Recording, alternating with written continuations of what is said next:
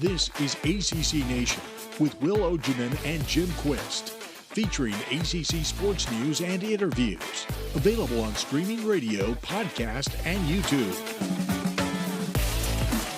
Welcome to ACC Nation. That's Will Ogenin, and I'm Jim Quist. We're going to talk about football from the weekend and all the games. I mean, tons of games.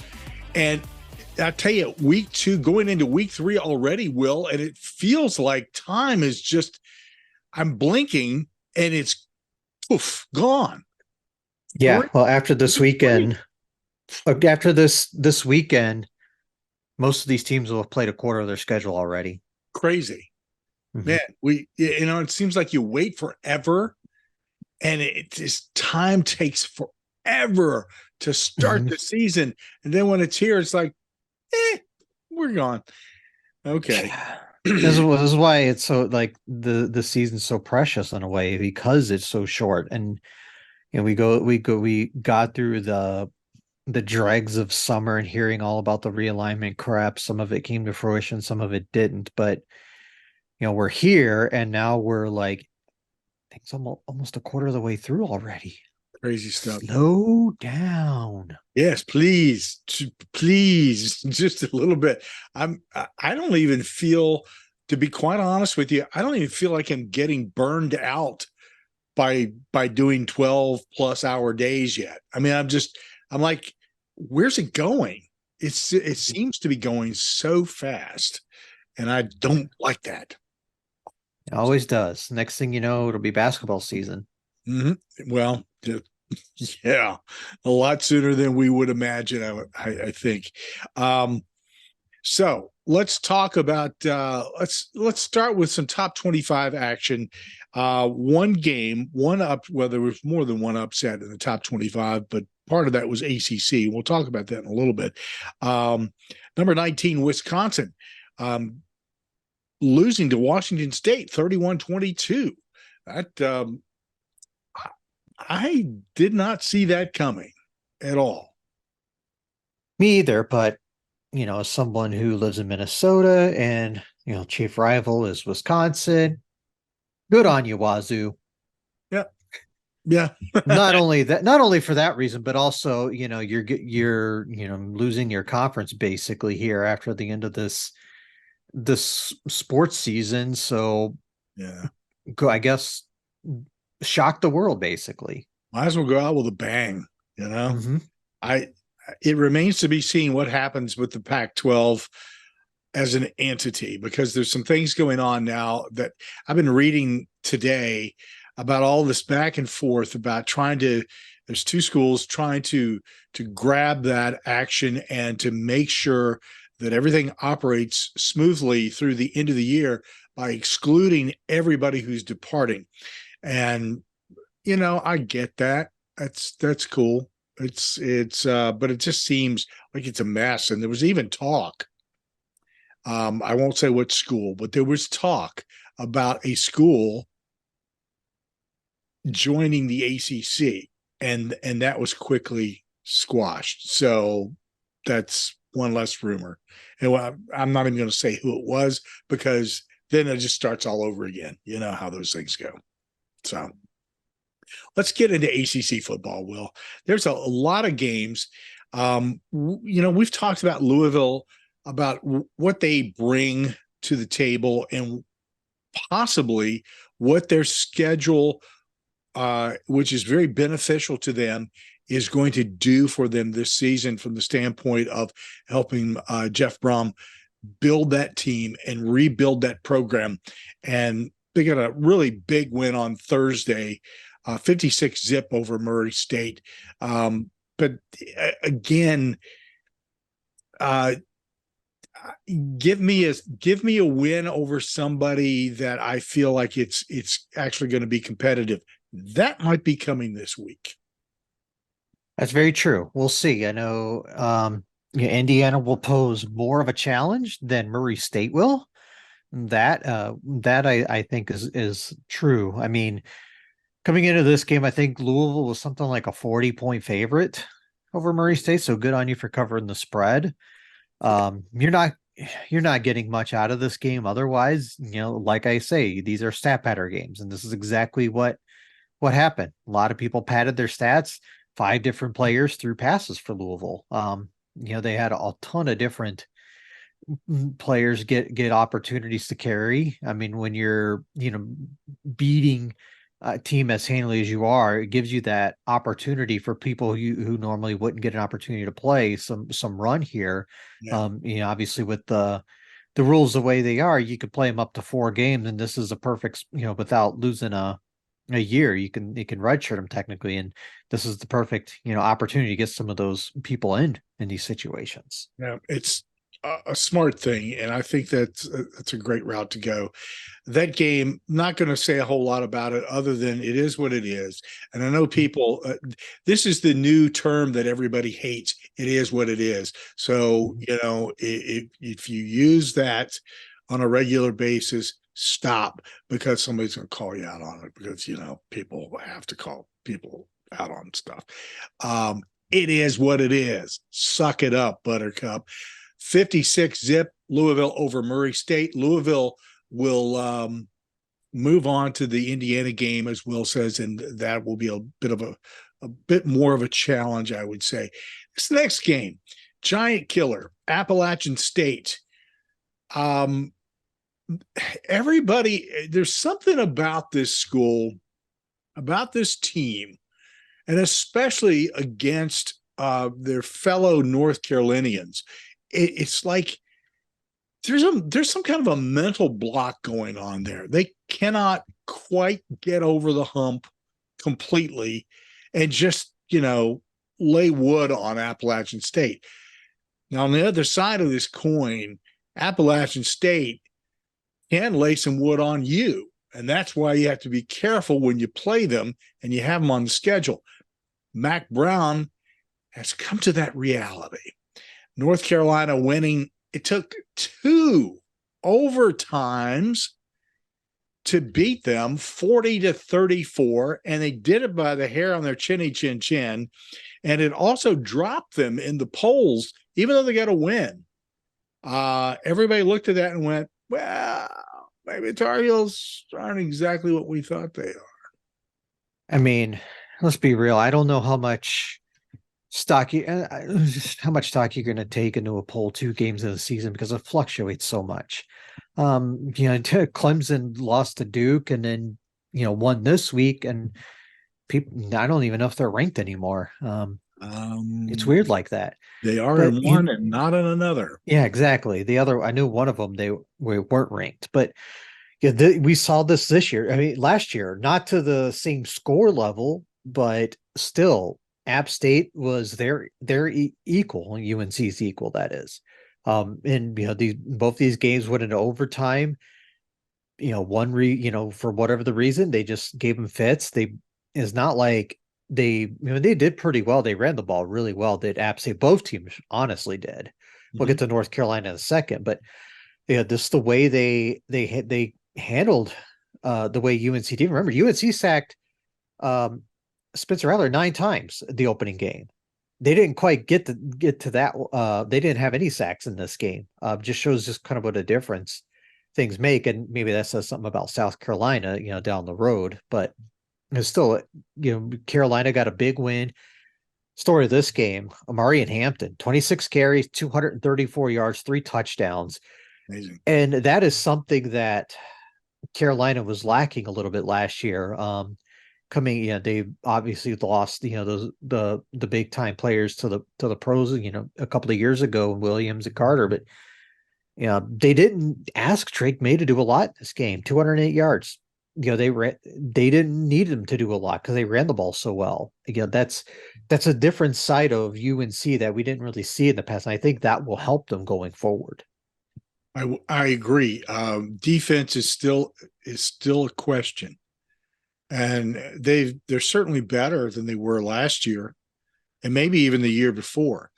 But I don't know what it is about North Carolina and defense.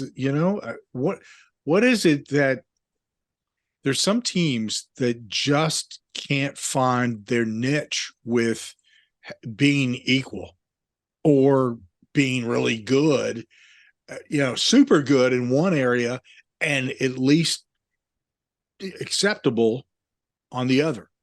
Yeah, it's And weird. It's just it's development.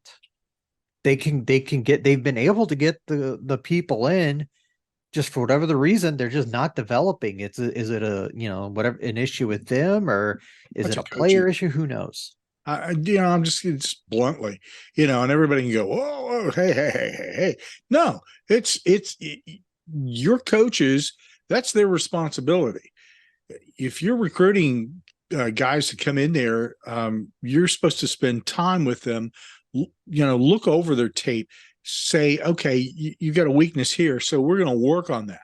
And this is, we're going to take you aside, and we're going to work you in this particular area for a period of time until we can develop that aspect of you. But that's a coaching issue, and so take of that what you may. If you think that I'm blasting the coaching staff there for doing an inadequate job, I think there's certainly defense is a lot better than it has been, so that says something positive. But at the same time, like you point out, development is that part of who they are. Well, I guess we'll see as the season goes on whether they, are being developed.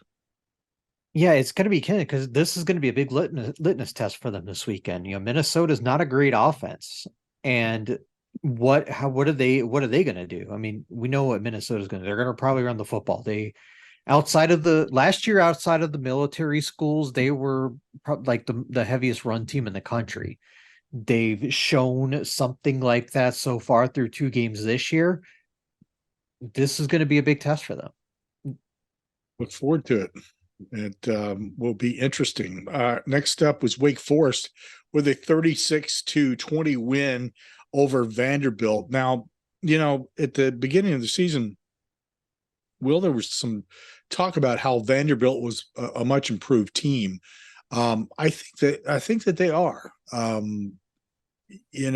at the same time, and this is not to negate the improvement at Vanderbilt, but here's a fact: when you're in the SEC, and the SEC admittedly is the best college football conference, but only at the top tier. And everybody who's at the bottom, and that included Vanderbilt, had nowhere to go but up. So is the improvement something that, maybe we shouldn't be all excited about, but it should be something that, well, you're going in the right direction. That's a good thing. Wake Forest bumped them off 36-20. Another win over the SEC. So I take great joy in that. Oh, no doubt. I mean, they're just showing the ACC's a little, at least up top. Well, maybe not like super top heavy, but maybe the middle is better this year than it's been in years past. And the SEC is a little bit down, as we've seen, all across the landscape, with Alabama losing to Texas, for example, and Georgia is just not playing like the elite team that they were the last couple of seasons. But Vanderbilt, they did some good things. I mean, I don't know if this is just Wake's defense still being struggling a little bit. They converted 50% of their third downs, averaged almost 7 yards a play. Those are some kind of questionable things you wonder about with Wake defense, whether that carries forward. What I will say though, they got a good one in DeMond Claiborne. Ran him pretty well, 26 carries, 165 yards. They ran the ball 48 times in 74 plays. And I think I don't know if this was just game script. I didn't watch a ton of this game, but if this is the way they're gonna be a little more run heavy this year than in years past, this feels like this is gonna benefit them really well. Because Claiborne looks like a stud. Yes. All right. Next game. James Madison over Virginia. A game that was played at Scott Stadium in Charlottesville. It was a a memorial situation, and it didn't turn out very well. I'll be frank about it. I picked James Madison to beat Virginia in this game, and mainly because I just don't think Virginia is at that point yet. And James Madison has been an FCS powerhouse for a long time before bumping up into the FBS. They're a good team. They knocked off Virginia Tech once before. They're the type of team that you really don't want to put on your schedule, because they're coming in, they're looking for a win, and it doesn't matter what the situation is. In this particular instance, there for a while, I thought Virginia had pulled it out and was coming back and was going to pull off a win. But man, it didn't happen. Yeah. I wanted Virginia to win in the biggest way, just because of the situation. I mean, being the first home game since what happened in November, and getting, everyone together and seeing such a huge crowd. I think it was I believe attendance was north of 50,000 for that game. One of the highest attended games in a long, it was 56,000, according to my notes here, but it was one of the most attended games of UVA in a long time. And they saw some really good things from the true freshman Anthony Calandria. I mean, he looked like a future stud. 377 yards passing, 2 touchdowns, something we did not know was going to happen in this offense. I mean, we saw this last year, and we saw it, through the first game of this year. This wasn't a whole lot of hope. I mean, this team still can't run the ball. Yep. The offensive line is not good. Sacked 4 times. They were sacked 4 times, gave up 10 tackles for loss. This is the James Madison of all teams. You're going to face more talented teams like, Miami and North Carolina later this year, and NC State in a couple of weeks that definitely have more talent. And they're just going to get this offensive line fits. Not to mention, you got the center has been, snapping ground balls back to the quarterback. There are a lot of issues, but seeing Calandria play the way he did just gave a lot of hope. Unfortunately, obviously Musket was out with an injury, and it looks like he's going to be back for the Maryland game on Friday night. And that's a kind of a point of contention with Virginia fans, but I'll just say I understand it from Tony Elliott's point of view. So do I. But I also think that most likely he's not going to have a very long leash. If he struggles, they're going to bring in Calandria because he is the future. What also made me very happy was seeing Mike Hollins get a couple of touchdown runs. Obviously he being, a victim of the shootings, and, surviving and coming out and getting an opportunity to continue to play football and getting those first couple touchdowns. That was super cool to see. Like I say, I love what Calandria did in this game. He made some really great throws. The touchdown, not Paris Jones, but Kobe Pace. He had a big play where he broke open, and it was just a perfectly thrown deep ball. And then the first touchdown to Malik Washington was a great throw too, because he put it on him, and he at Washington made a couple nice moves downfield to get in. But there are a lot of issues still with this Virginia team. The defense played well up until the game was stopped for the weather, and then gave up back-to-back 80-yard drives to give up the game. So it's disappointing, because I thought, especially up front, the defensive line would be better. It wasn't in this game. They gave up almost 5 yards a carry to JMU. Didn't really play very well, and that is concerning. There probably aren't going to be very many wins in Virginia's schedule, and it would have been nice to get this one, given the circumstances, to to build off of this with so many people in the crowd, and there's just a lot of deflation amongst the UVA faithful after that game. But I still think they played well in this game. Don't get me wrong, but there's also a lot of work, and I would just say give this coaching staff some time. Yeah, definitely. These are the types of things that, and we're talking about the shooting in particular. It's bad enough. You gotta deal with all of the after effects of COVID and how that screwed up recruiting, and that's still going on, by the way. And then you have the shooting, which just, you know, it, I don't even know what to say about it. And I think Yeah. pretty much what everybody else feels too, is just, Mm-hmm. you say. Um, but yeah, you're right. Give Tony Elliott and his staff time. Let them build. They've got a great potential quarterback here for the future. They've got a lot of other shining stars, which are starting to show a little bit of themselves. It'll come. Mm-hmm.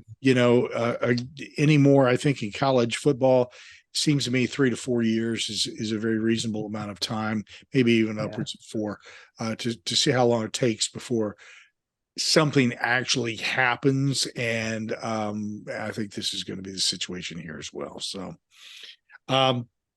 now, on our last podcast, we talked with AJ Black about Boston College, and he expressed that, oh my God, if they lose to Holy Cross, talking about, I when I was watching that game, I was like going, ooh, this is really not good at all. This team, wow.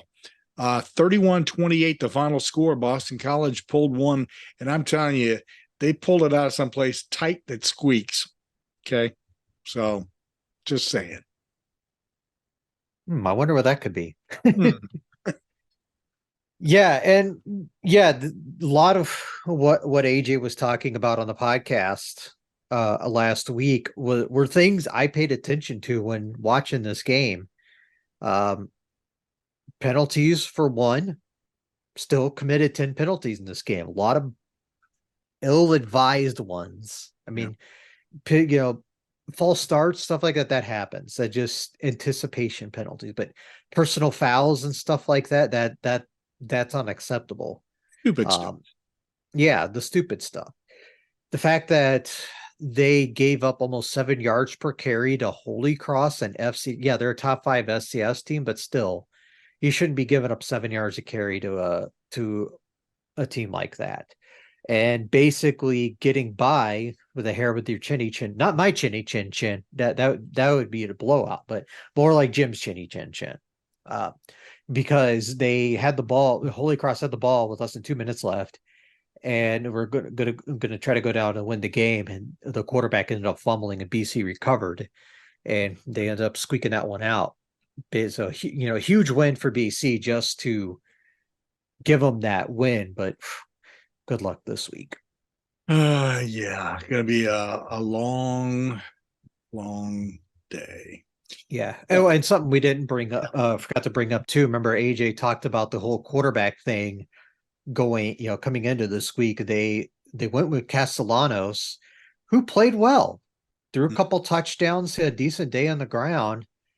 I think this is kind of an interesting situation because, like AJ talked about, they trotted out him in Moorhead and Media Day, put him out there as the face of everything.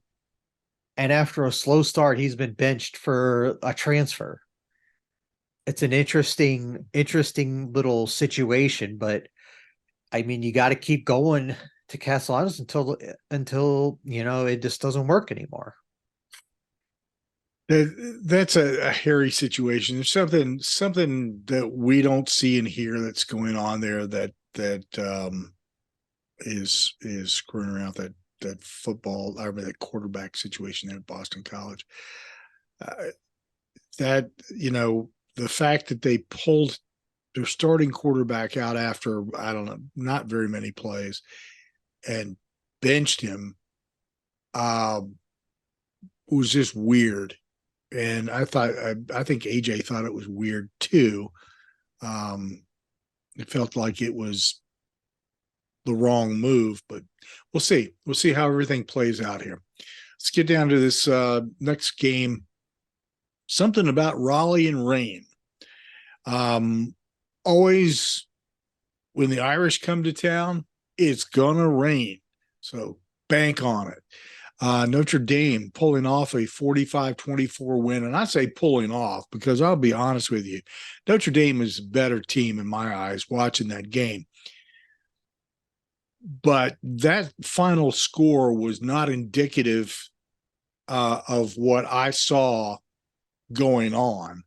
I think if it weren't for some stupidity on the part of somebody that we've had issues with stupidity with in the past, I believe that it would have been a lot closer. And then maybe, and this is a big maybe, NC State may have pulled an upset. I'm hesitant to say that they could have, but it would have been closer. 45-24 final score. It's also possible that Notre Dame just might be really good this year. Just having Sam Hartman makes a world of difference. He's been really, really good through 3 games. Was no different here. 4 touchdown passes, 286 yards. Again, if you sense a theme with a lot of these games, most of them all had a lightning delay at some point. No exception. This one was in a lightning delay for a few hours. And then they came back and on one of the first plays, Audric Estime busted out an 80-yard touchdown. He had 2 on the day. It looked really, really good. I think what you're talking about is the NC State offense. They struggled a little bit in the first game against UConn. Looked pretty bad here. Just they're relying too much on Brennan Armstrong, and he's been struggling. He was under 50% passing in this game, 22 of 47 through 3 interceptions. He was the leading rusher with 26 yards on the ground. This is an NC State team that usually have a couple good running backs, but the rest of the team, they're outside of Brennan. They had 18 carries out of 30. And this is not 2021 Virginia. There are a lot of differences between what this roster has and that team. That everyone holds so dear on the offensive end, but we got at some point we got to realize at least this year, this is not what we're going to get out of this NC State offense.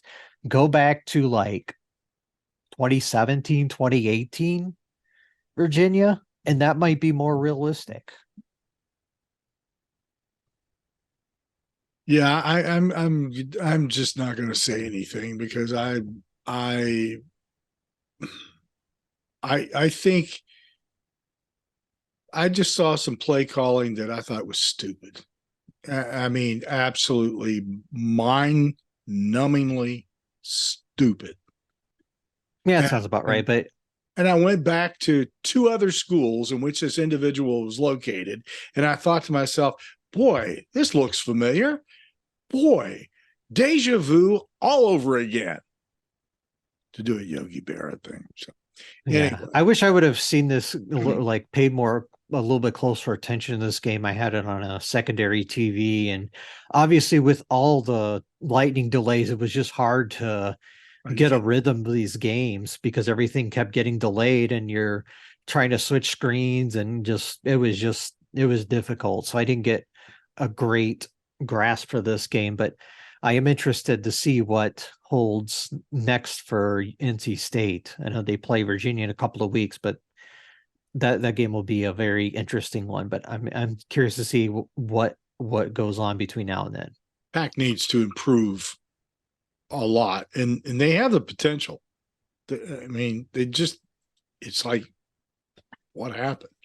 Now here's a game that the whole lightning delay thing just threw me totally. I mean, the baby bathwater, the whole thing was thrown out. Virginia Tech losing to Purdue, and I could have sworn the Hokies had this game. It was 24-17, the final there. it just lost momentum. What else? Yeah, how many hours was the lightning delay? 5 plus? Yeah, because it started at the same time as like Holy Cross BC and JMU Virginia, and then ended with like the midday games basically. Yeah. Um Pretty funny, but yeah, this is a really concerning effort by Virginia Tech offensively. I mean, it they are just as bad as Virginia is running the football. I think they're just a little bit better, like statistically, but not by much. In this game, they had 22 carries for 11 yards. Even with the sack adjusted rushing, it was still like 2 yards a carry. They allowed some. I think they allowed 3 sacks in this game. Just couldn't get much going offensively, in the passing game because Grant Wells was under 50% through 2 picks, and they put in Kyron Jones. He was 2 of 7. Quarterback situation is going to hold this Virginia Tech team back a lot. And the defense, wasn't great either. They obviously giving up a tough effort here, but I I think both Virginia teams are in for a long season this year. Yep. Yeah. Next game, Georgia Tech rolled to a 48-13 win over South Carolina State. Is a win that Georgia Tech needed. I think this Georgia Tech team is a lot better than maybe people are giving them credit for. And if the season progresses the way I believe it will, I think they may be pulling off some upsets. It's very well possible. We'll see what happens, in the future, but we obviously saw them be pretty competitive with Louisville, which we didn't expect. I mean, you're not going to get a whole lot out of this game either. I mean, it was 48-13 was your final. They did, pretty well, obviously on the ground, average 8 yards a carry, but we also have to take opponent into Yeah. this. They basically did what they needed to do and looked good doing it. Now, can they build off of this is the question. Yeah, it's a big question. Up next, Clemson with a 66-17 win over Charleston Southern. And believe me, ladies and gentlemen, that 66 points means diddly squat. If you look at the beginning of this game, Clemson, you would expect you'd expect a 66-17 win, right? But you'd also expect Clemson to come out of the gate rolling up scores and stuffing Charleston Southern. Wasn't the case. Yeah.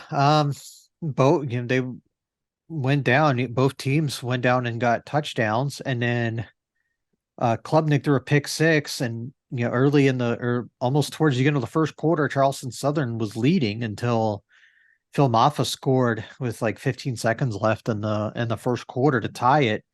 But then after that, it was, I think it was 24-17 at halftime.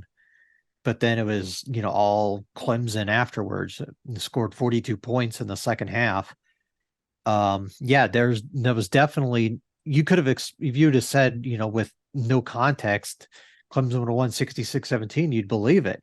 But you would believe the way it got there. I mean, 17 points in a first half, and being, having them be competitive without getting a whole lot of yards. I mean, Charleston Southern had 73 total yards in this game.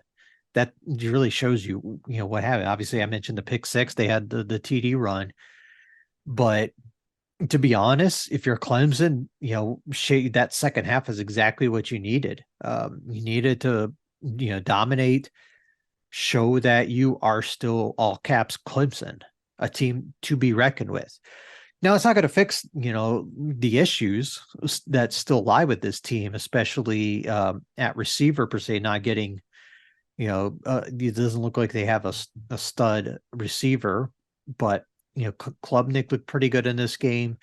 We just again, you got to build off of this. You've got Florida State in a couple weeks. You got to, you're gonna have a big game there. Got to show you can compete with them, because if you have to rely on the running game against Florida State, you're gonna have a long day. Yeah, very long. Syracuse is surprising folks. They came up with a 48-7 win over Western Michigan. Western Michigan is always a very competitive team, tends to be scheduled a lot by ACC teams at the beginning of the year. But 48-7, not a bad showing by Syracuse. Once they get into the meat of their schedule, we'll see just how effective that offense and defense holds up. Yeah, Garrett Schrader looked good in this game. 19 of 30, 286 and a touchdown. He's looked pretty good so far in these first two games. Obviously, there's something to be said about the level of opponent, but he's still looking good. Concerned that was Oronde Gadsden got hurt in this game early on. He came out on crutches and a walking boot. I know when the depth chart was released today that there was an or there, so it doesn't. At the time when Dino Baber spoke to the press, there was no update on his status for next week. Mm-hmm. So we'll see, because I think that's going to be a big deal if he has to miss extended time. He is their best receiver. So we'll see what happens there going forward. But again, Syracuse took care of business. That's exactly what they needed to do. So coming into the USA Today coaches poll very strongly at number 23, and that's moving 9 spots in the overall rankings. Miami knocks off number 23. Texas A&M takes their spot 48-33. Now, earlier in the season, when we talked to Manny Navarro from The Athletic in reviewing Miami, I said this because I'm not going to put these words in your mouth, because you need a show me in a big way when it comes down to Miami. But I think, and I said it then, I think the U is back this season. There's just some things that I'm seeing, hearing, and this game really starts to solidify it for me. Are they the Miami of the past? No, but they're not the Miami that we've known for the last couple of decades, which has sucked, to be frank about it. And if you're a fan, you realize that's true. This, I think, is a huge turnaround in putting the whipping up on Texas A&M and Jimbo Fisher. Yeah, it's funny. Yeah, both of these teams were 5-7 last year, and there was a lot of hype around this game because obviously it's SEC versus ACC, and what do you know? ACC won again. But I'm very impressed with what Miami did this game, and we talked about this with Manny. He's talking about the marriage of what he wants to do, against what Shannon Dawson, the offensive coordinator, wants to do.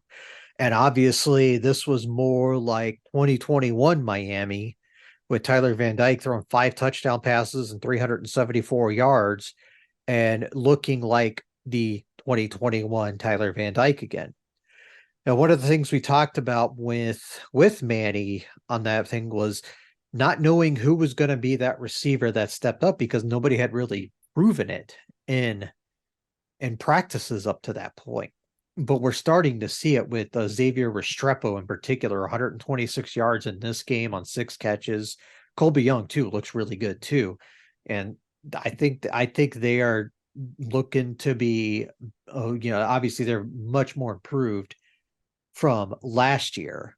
They didn't run the ball great in this game outside of Henry Parrish, but he only carried the ball 10 times. Like I said, they only ran 54 plays in this game to 82 from Texas A&M. It's interesting that dichotomy, but they still average 8 yards a play.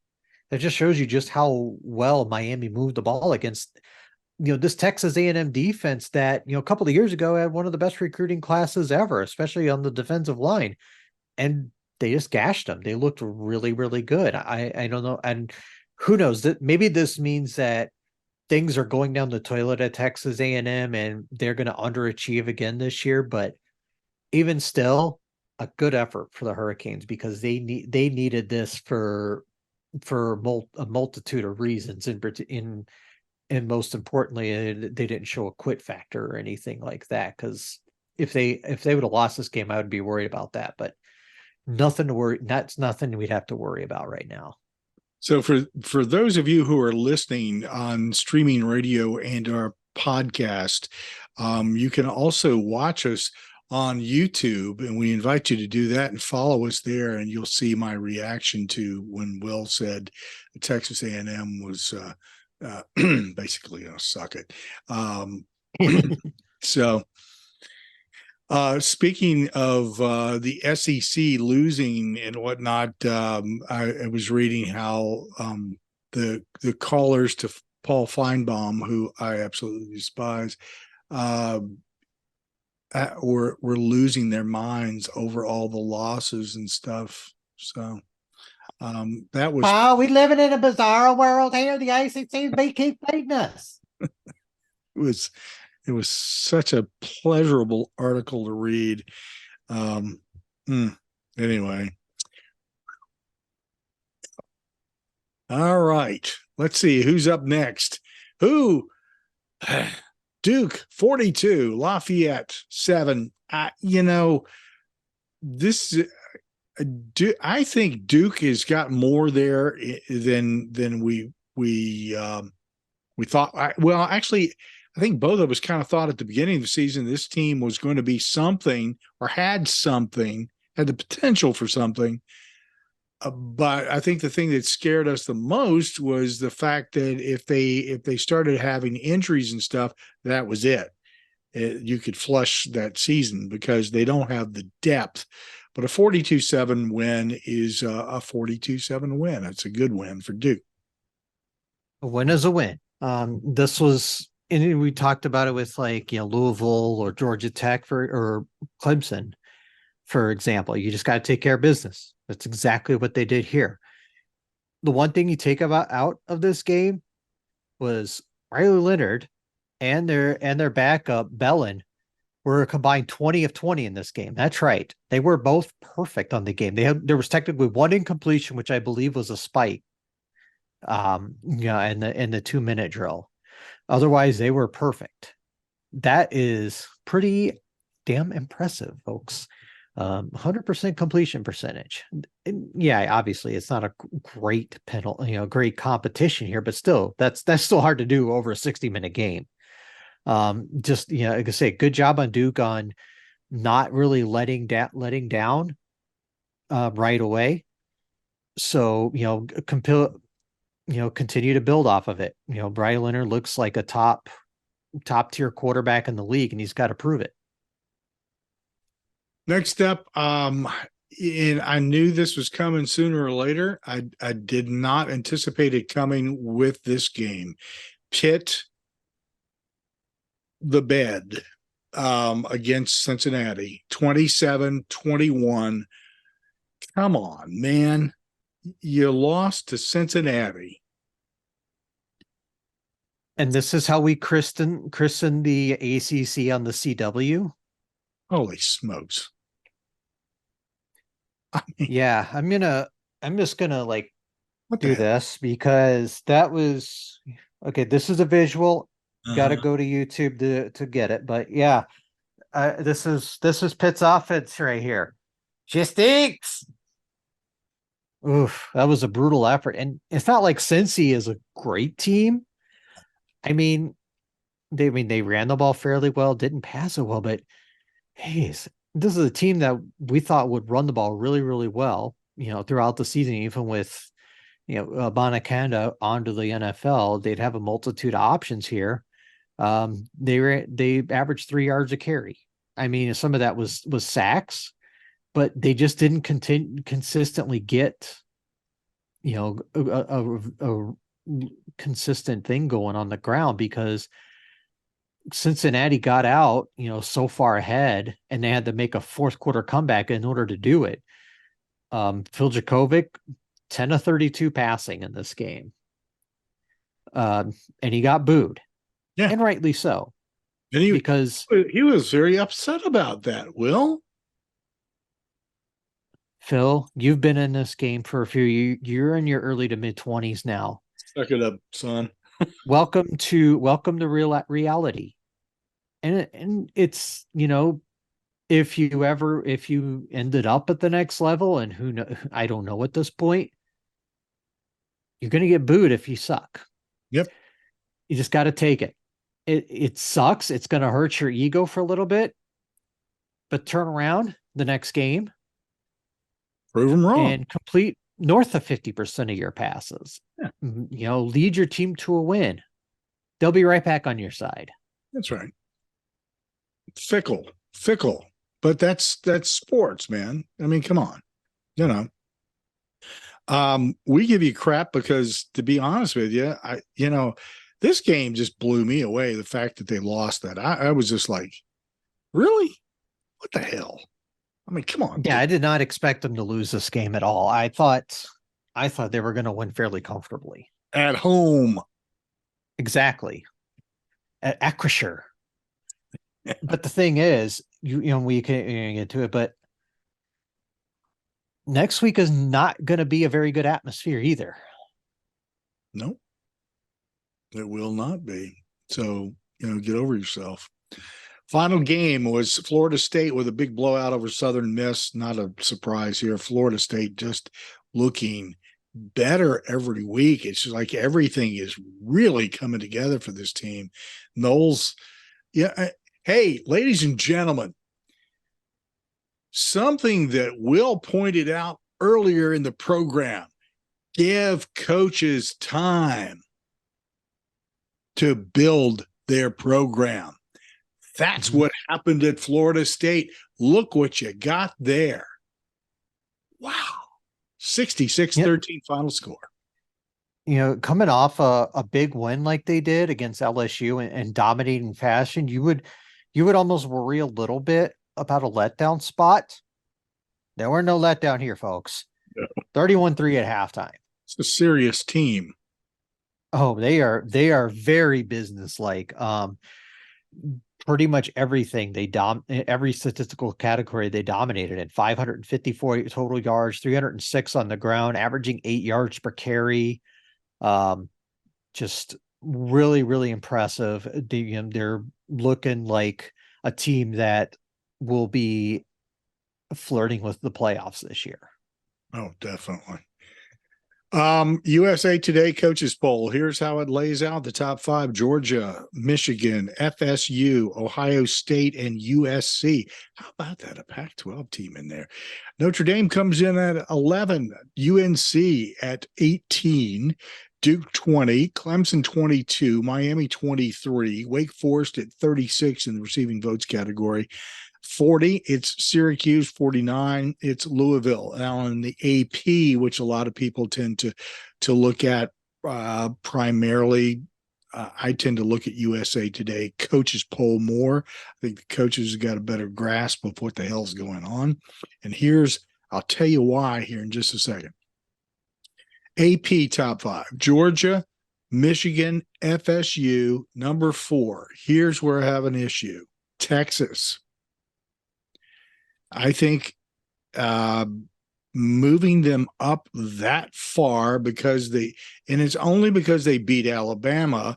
It's like you're just playing into something here, and it's wrong. They're not a top 5 ranked team. Sorry, they're good, but they're not top 5. USC at 5, Notre Dame 9, UNC 20. Duke 21, Miami 22. And this is a poll in which Clemson is no longer in, but they are in the receiving votes category. 1 spot out of the top 25 at 26. That's tough. This is it. To go back what you were saying about Texas, I mean, Everyone wants Texas to be back. But gotta be honest with you, this Alabama team doesn't look like Alabama. Oh, This not looks at like all. a team that will probably lose a few games this year. Yeah. More than we expect. See, this is the thing that, and we always talk about this. Wait until the third or fourth week before you start doing polling, because then you'll have a really good grasp of what a top 25 really should look like. And just your point there is that Alabama does not look like the teams of the past. I don't think they are. I don't think Alabama is the Alabama that everybody has known. The problem is you can't get that out of people's heads.